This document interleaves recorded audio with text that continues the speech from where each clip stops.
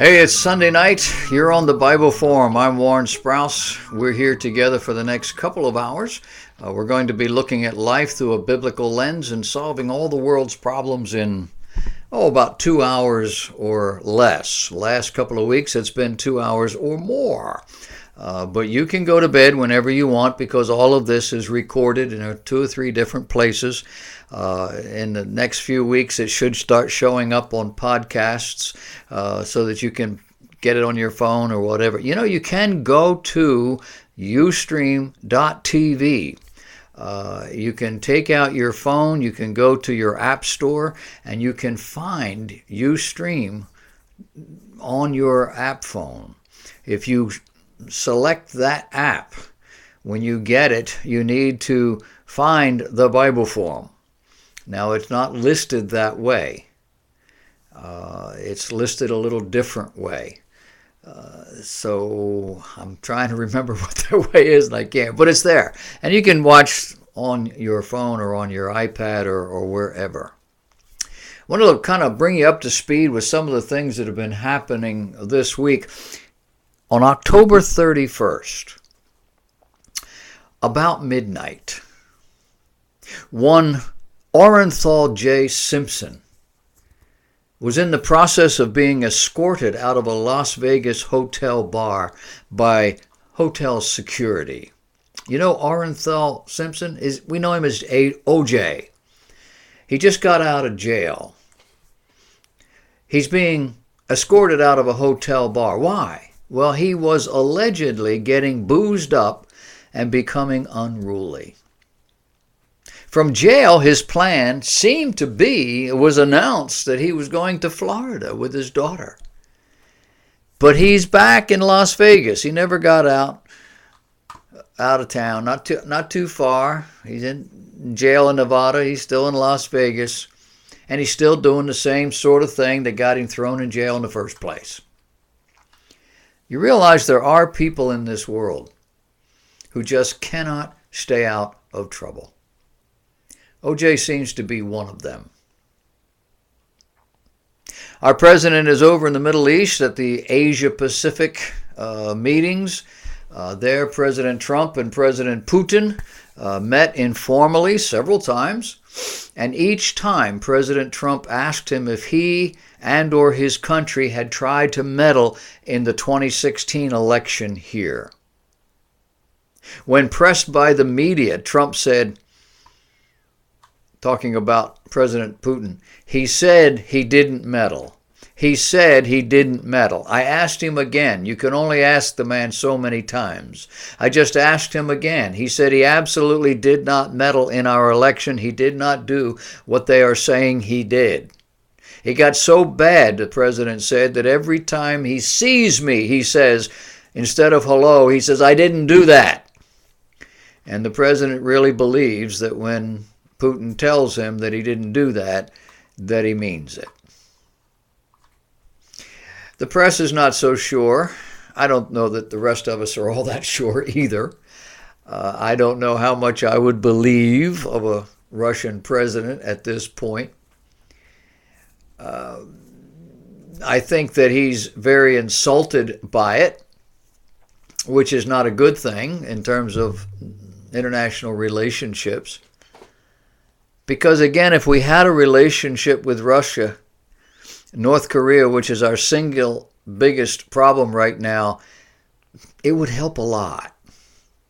I think if we're doing very well, I think we are doing, and they are, over there in respect to China. But if they wanted to help, they could cut off financing to North Korea. They have cut off lots of oil and lots of other things, lots of trade. It's having an impact. But Russia, on the other hand, may be making up the difference. And it's not really a good thing if that's happening. So we really need to work a little harder at this and not be so trusting, perhaps.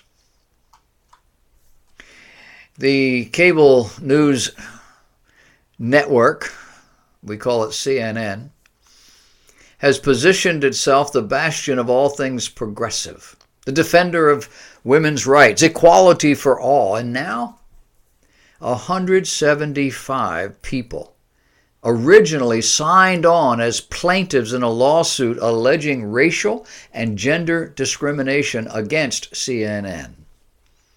Apparently, that effort went nowhere. Judge William Duffy Jr. ruled the case did not have enough to move forward as a class action suit. Not that there weren't enough people, but apparently there wasn't enough evidence. So now, 30 more people have come forward. The original plaintiff alleged that there was a glass ceiling on the career paths of African American staffers. Then there's Bill Clinton, who has a stable of women accusing him of more than just simple misconduct. They've accused him of assault, rape, and other sexual misconduct. Juanita Broaddus claims Bill Clinton raped her in 1978 when he was Arkansas Attorney General during what she thought would be a morning business meeting. Through a lawyer in 1999, Bill Clinton denied assaulting Broaddus and has never been charged. But there have been others, credible people with credible stories: Paula Jones, Kathy Shelton, Monica Lewinsky. Bill and Hillary have denied everything, and they've done all that they can to put this to rest and to stop people from coming out of the woodwork and saying things. But anybody who knows Bill before, now, know these women are telling the truth. The circumstances may be different, but the stories are credible, especially given Bill's obvious proclivities. But the media overlooks all that. Except MSNBC host Chris Hayes. Chris Hayes tweeted, quote, "As gross and cynical and hypocritical as the right's "what about Bill Clinton" stuff is," he said, "it's also true that Democrats and the center-left are overdue for a real reckoning with the allegations against him." He says, read this account of the CNN people who are upset in light of all we've been hearing and reading in the last month. The media has a tremendous power over how we perceive things. A president of the United States can do all of this stuff, which everybody believes he did, and he can still hold his head high, still maintain his office as president. The media looks the other way, goes through it. 30 CNN employees, 175, pop up and say there's discrimination, and media just bypasses the whole thing. Perry Noble is formerly a drunken pastor who played Highway to Hell on Easter Sunday in his church, cussed at his church members for wanting discipleship, was rebuked by his denomination for butchering the Ten Commandments, and then released from his mega-church ministry for unrepentance regarding alcohol and what appears to be marital indiscretions.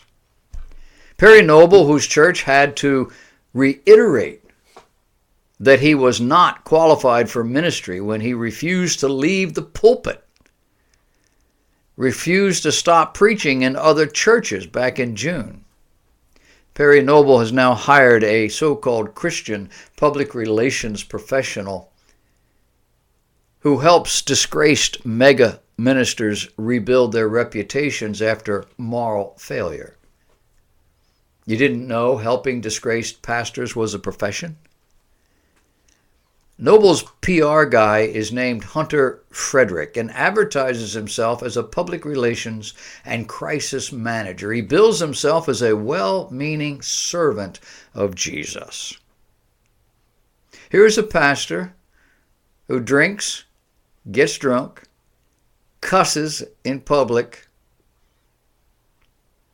has a litany of issues on the books, and he thinks he just needs to be rehabilitated.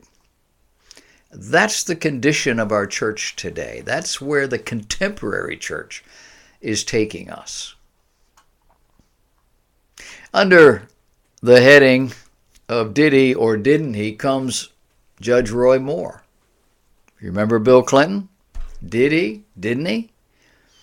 Judge Moore has been accused of inappropriate sexual behavior with teenage girls 38, 40 years ago.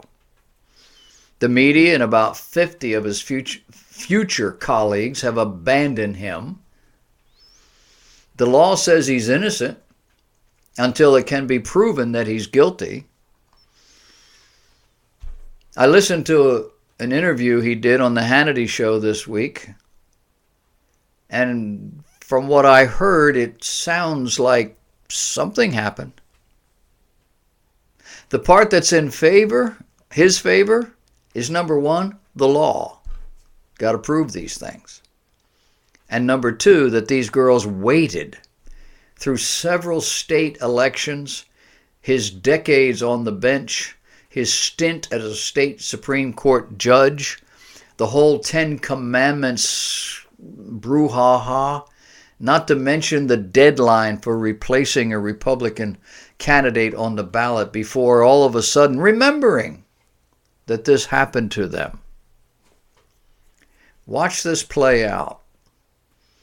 It's a sad commentary on our society because as the man talks, he does not say definitively that he never had any time with these girls or girls like that. It's a sad commentary. Last Tuesday, October 31st, marked the 25th anniversary of the United Nations International Day of the Eradication of Poverty. You didn't know that existed? Every October 31st. You remember? I guess it's still going on. UNICEF. I remember UNICEF back in the late 1950s. Halloween. You went out with your little orange cup or whatever you could get, and you didn't want candy. You wanted people to put money in the can for UNICEF. That was the anti-poverty program from the United Nations. It's still going on. According to them, to date,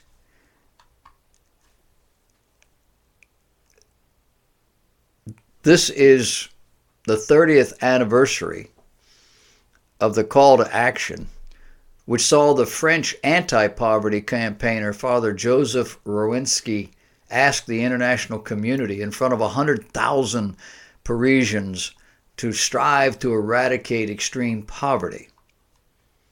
To mark the occasion, Antonio Guterres, the United Nations Secretary General, was featured in a short video assessing the current state of world poverty. Despite noting such issues as unemployment, inequality, and conflict continuing in some regions, Guterres correctly observed, apparently, that since 1990, the world has made remarkable progress in eradicating poverty. He was quick to remind the world that while problems remain, it's important to reflect on just how far we've come. And what makes all this more astounding is the speed of poverty alleviation in the last 25 years has been historically unprecedented. Not only is the proportion of people in poverty at a record low, but in spite of adding 2 billion of people to the planet's population, the overall number of people living in extreme poverty has fallen just in the last 20 or 30 years. That's a good reputation. For all that's wrong with the United Nations, that's a good thing. I mentioned to you how our president was over in the Middle East. You know it. That's all that they're talking about on the thing. But his daughter went with him as well. And as they went to Japan, his daughter Ivanka had her family with her. Having different schedules, the Japanese government assigned Tokyo's Metropolitan Police Department's first all-female security team with protecting the first daughter. Instead of the traditional riot gear, the team wore black suits. An officer in charge of the security plan told the, I can't pronounce it, it's a Japanese thing here, it's translated, the cultivated look was implemented to suit the occasion. CNN reported that the team was originally put together for the 2020 Summer Olympic Games and that using only women officers is often seen as less intrusive. Trump also reported her primary Secret Service detail was also involved. They didn't go away. They are there while the local law enforcement agents are playing an essential role. But her daughter, Ivanka's daughter, seemed to be the highlight of the trip when she was able to recite or to sing, I can't remember which, I think it was perhaps in Chinese. She apparently has a Chinese nanny, and she learned all this thing, and it was the hit of the whole weekend. It's fun when the kids are there. In terms of setting the record straight, there's a scandal that surrounds something called Fusion GPS. Hillary Clinton's campaign has admitted that it secretly paid Fusion GPS over $1 million. The purpose was to amass a dossier framing Trump for allegedly colluding with the Russians. The payments were funneled through the D.C. law firm Perkins Coie. Fusion then paid former MI6 operative Christopher Steele $168,000 to do the legwork and to cover his expenses. With no diplomatic protection, Steele had to pay sources and employ third parties to talk with them. His contract with Fusion called for expenses and fees. Over $1 million. Paying informants is an expense. It's been established that Fusion paid informants. In short, it says that she made the entire Trump-Russian collusion illusion happen, meaning Hillary. She now falsely states that her campaign simply picked up where the Republicans left off on the anti-Trump research. But that's a lie. There were no foreign intelligence operatives involved until her campaign took over. That's a matter of record. It was Hillary who took it to the next level. The media is concocting a smoke and mirror story to protect Hillary. By the way, Hillary appears to have outlasted her usefulness, as the media and many Democratic operatives seem willing to abandon her. Notable among them is Donna Brazile and her new book. Donna Brazile says things about the campaign and about Hillary in her book that you only say when you're throwing somebody under the bus. Politics, it's a blood sport. That was our week. Much more occurred, but that's what I thought was interesting.